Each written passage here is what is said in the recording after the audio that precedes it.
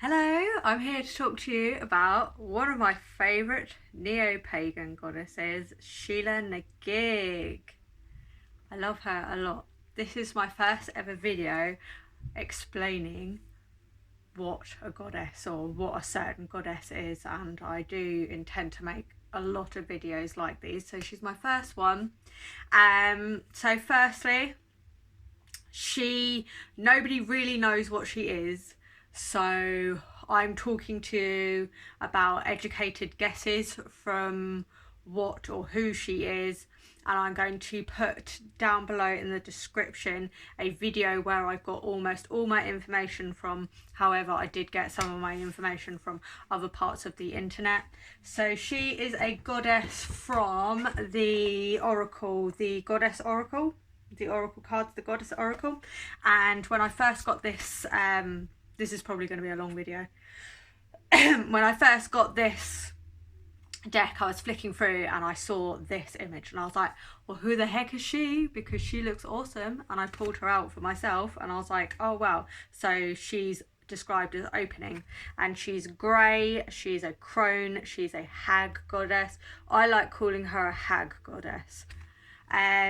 She is, again, like I said, a neo-pagan goddess. So she has been incorporated into neon paganism, which means neon or neo means new.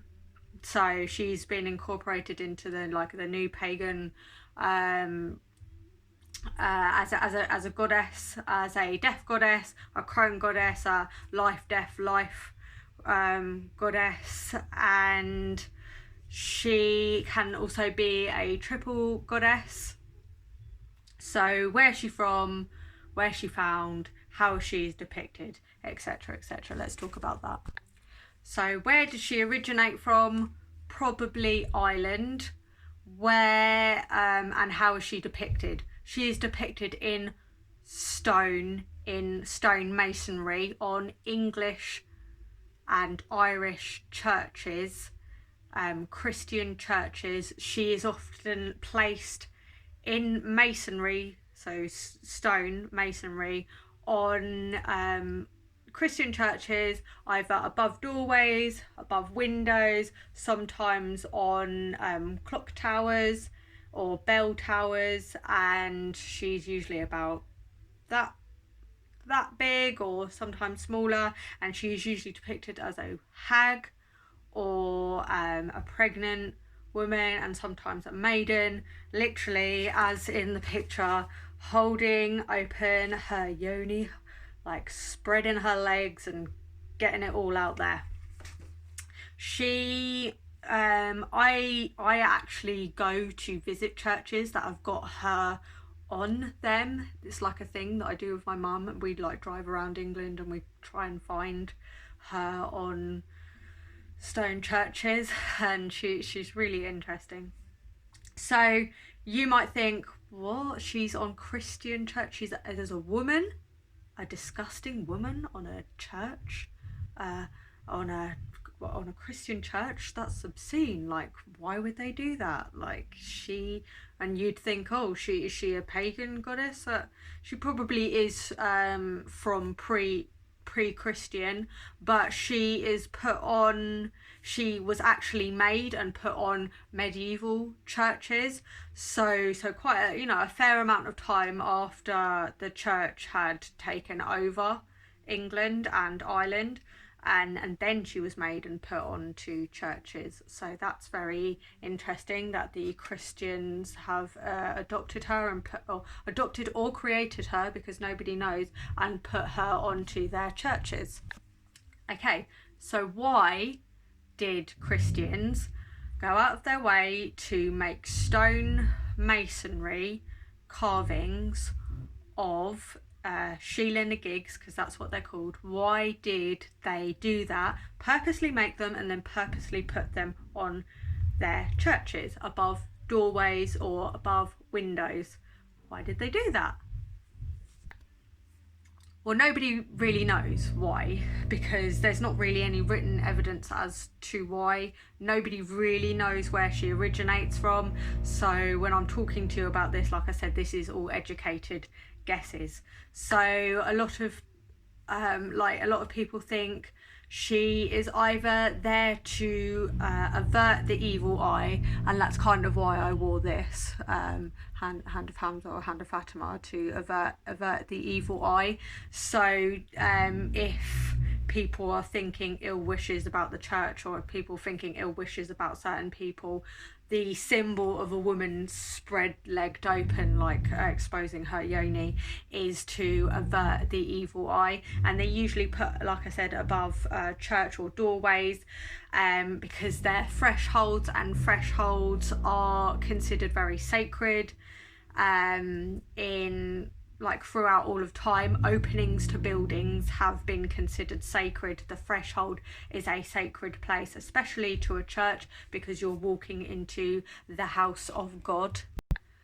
So another explanation or another thought process is that in Ireland there's a folk story where a king, he wasn't a king at the time, but there was a man and his, I believe, 9 brothers, or he was the 9th brother, and they were in a place in Ireland, like the hill of Tara, the King's Hill, and they rode up and they were thirsty and they went to a well to go and get some water, and when they went to go and get the water from the well, a hideous hag came crawling out, or came towards them, and apparently her skin was all disgusting, and she had rotten teeth, and she had popping pustules, and her breath smelled like absolute death, and she was just all skinny and bony and blah, apparently not very nice to look at. And she said to them, "I will let you have a drink if you kiss me, if you give me a kiss." And was it 7 of the brothers were just like, "Fuck that, I'd rather be thirsty, actually, you're good, hun."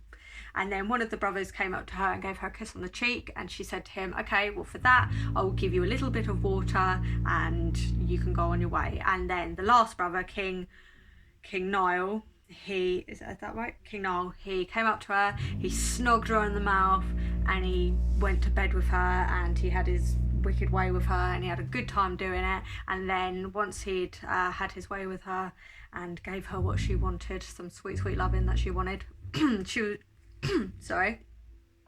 she turned into a beautiful young gorgeous maiden. She was just like, "Well, that was great, that was just dandy." And she was just like, "You can drink the water, and for doing that you will become king of this land, and 29 of your descendants, so in the line down, will be kings of this land." So she was seen as an earth goddess, and the earth goddess gave him permission to be ruler. She gave him sovereignty of the land. So he was king by blood, and he was king by favour of God, and he was king by favour of the land. So maybe like the Holy Trinity kind of thing, or a triple goddess, etc. kind of thing there. All sacred, a lot of sacred things come in 3. So he so in a lot of his so I think some of his descendants became saints, or one of his descendants became Saint Columba. And if I might not be saying this entirely correctly, but this is from what my research I've gathered. One of his descendants was Saint Columba, and he had monks that dispersed throughout England, and on the churches from the line of Saint Columba they had Sheela-Na-Gigs on their churches, so as if to say, we have a right to rule here, to rule this land and teach the people through God and through this Earth Mother goddess here. And on a stone on top of the King's Hill, I believe there is a Sheela Na Gig on top of there as well. I think I forgot to say the highest concentrations of Sheela-Na-Gigs are in Ireland, but there are some in England, and I think there's some in Scandinavian countries, and there is one at the very top of the Hebrides, the Outer Hebrides, because there's a website. I'll put the website down below. It's like called the Sheela Na Gig project, the English Sheela Na Gig project, and it shows you where all the Sheela Na Gigs are in England, or where they were. So where she is on churches, like I said, she's above doorways and above windows. The ones that are above doorways, a lot of them, her yoni has actually been rubbed, like people have walked past them going into church and rubbed her yoni, possibly for like good luck or blessings. So they've gone in there and she's bestowed good luck or blessings upon them. That's what they can gather. So there's an Asian tradition sometimes where you like rub a Buddha's belly, or you rub certain things for good luck.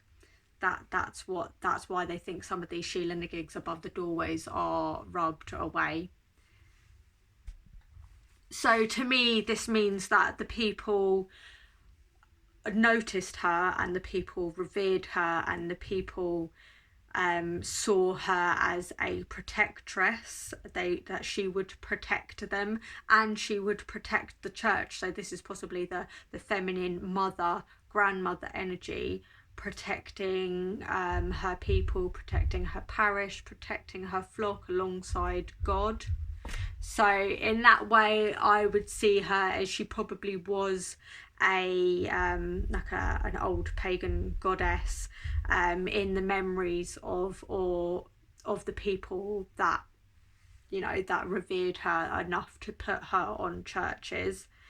But it's that she's been forgotten through time. We don't really, like I said, we don't really know why she is there, but she probably was a goddess that has been lost through time, as she wasn't written about and she was only put into stone masonry.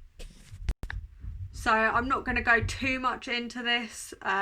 You'd probably have to do your own research onto this, because this would be a whole different video. But the Knights Templar were known for goddess worship. And they were actually cut off. They were cut off by the church after a while, I think, and I think they were killed. A lot of them were killed, or their findings were killed. They were turned into a secret society, a secret association, because they did go towards goddess worship. And in some there's a place in England, like a secret cave that was found recently, where if you go in the cave, there is a Sheela Na Gig on this cave, and she's been surrounded by so she's carved onto the wall, and she's surrounded by horses and swords, which are symbols of sovereignty. So the Knights Templar might have worshipped her, or found her interesting enough to engrave her into their secret places.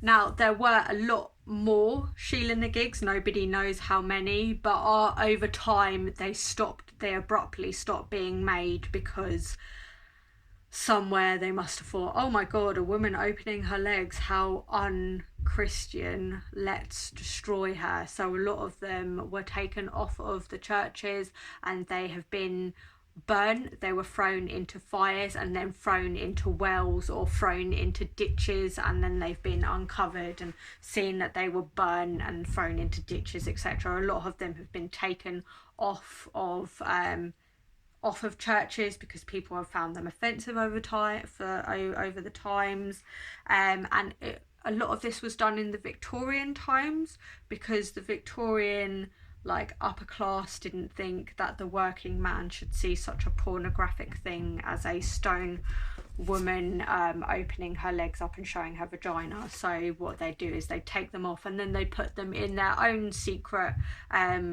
museums, because, you know, only the nobility could see them and not be perversed by these god-awful things, and the poor peasant man was not allowed to see them. So going back to the evil eye thing that I said earlier, there were cases recorded by people who had living memory. So somebody had recorded people's living memory in the 1800s, so this would have gone back even further, of where there had been an argument or dispute between two families or two people within a family, and there was like a lot of like bad air. If you can imagine that somebody had like you'd have a massive row with your neighbour, so there's like this horrible tension between you and your neighbour, or this horrible tension between you and this person, so they would call up probably a wise woman or a witchy woman. They'd call her up, she'd come there and she'd lift her dress up and she'd like spread her legs like that, and she'd expose her vagina, she'd expose her yoni, and that was said to clear the air. So yeah, that's like, again, display like getting rid of the evilness. So a woman's has the power in between her legs to transmit bad energy and make it neutral, make it good again, which I found was quite interesting. So now I'm going to talk about my own thoughts on her. I have been interested in her for probably about a good solid 2 months now, so I have had a fair amount of time to think about her, actually visit her on churches. I've been to Rochester, I've been to Rye, and I went to another place near Brighton that I've got her figure on the churches, so that was really good fun to go and visit her. So obviously I've had like a little bit of time to think about her and what she means to me. So all of these now going on in this video are my own opinion. So I think that she is a goddess.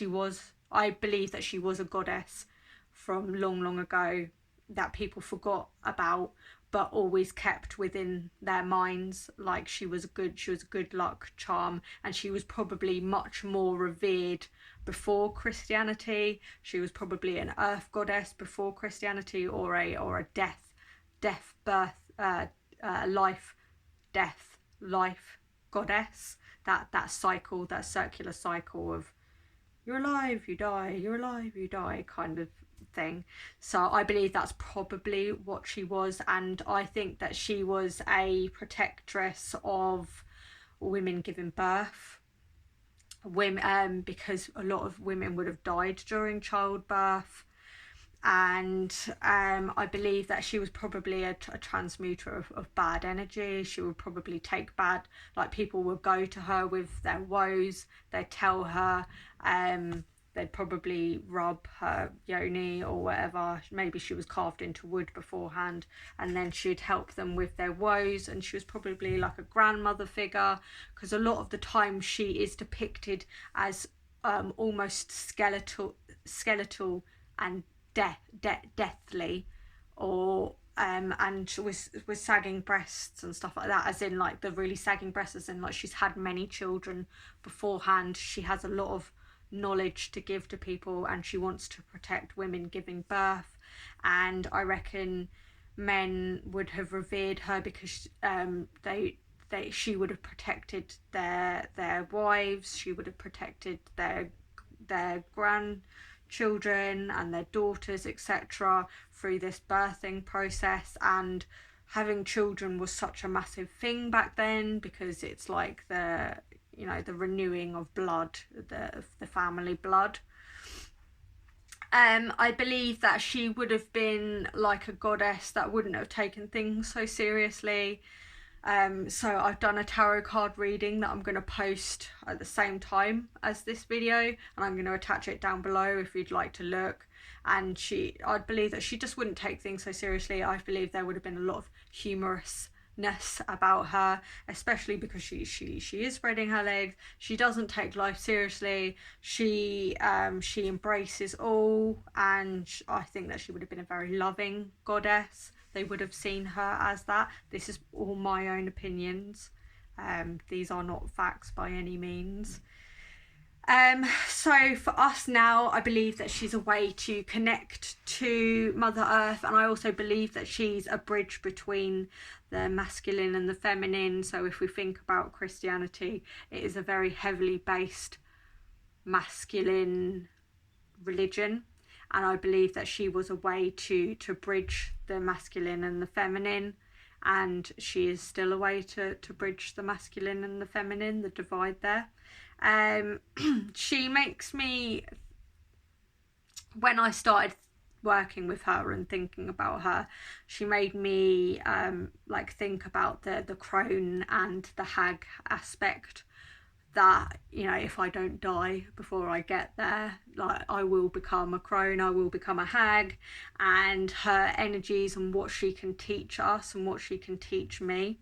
And in fact, I've started working with Baba Yaga now because I am very interested in the crone energy. The maiden energy is beautiful, the mother energy is beautiful, but everybody needs like a wise old crazy grandma to help them realise that life isn't so severe, and not to take life so seriously, and to just relish in what you want to do and how you are, and not be so caught up in the moment.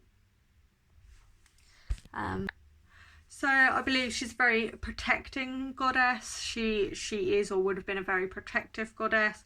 People would not have robbed her for good luck if they didn't believe that she was protecting them, in my own opinion. Like, she must have been seen as a protector, and she can be seen as a protector for us now, especially for women going through hard times, and men also, and men definitely, but women going through hard time, especially with birthing and being pregnant. And I know how hard it is. Like, anyway, I'm not going to talk about that, but so yeah, I believe that this crone energy is a very wise energy, because it's like well known that women generally lived longer than men, because men were out in the fields doing hard, dangerous work, whilst women were at home, like cooking and providing in that way. So they did live longer, so they had time to gain knowledge that probably men wouldn't have, because men didn't live as long as women did. So women would have been very, old ladies in their villages and stuff would have been very wise. So if you did want to start working with her or work with her energy, she's probably going to bestow some serious wisdom upon you. And she's a healing hag. I think that going forward with working with her, she's very much the pussy magic, or like yoni energy magic kind of goddess. And you could probably go to her with like bad ill feelings, and like do some shadow work with her, and she'll probably be able to teach you how to work through them. So making bad things into good things. So like from every bad thing can come a good thing. So yeah, that's my own thought about her. And if you are interested in her, I would say definitely look at the link below, the learning link below, that I got most of my information from, because it's always good to know that the woman that I got a lot of my facts from, she explains it in a much better way than I do. So yeah, thank you for watching.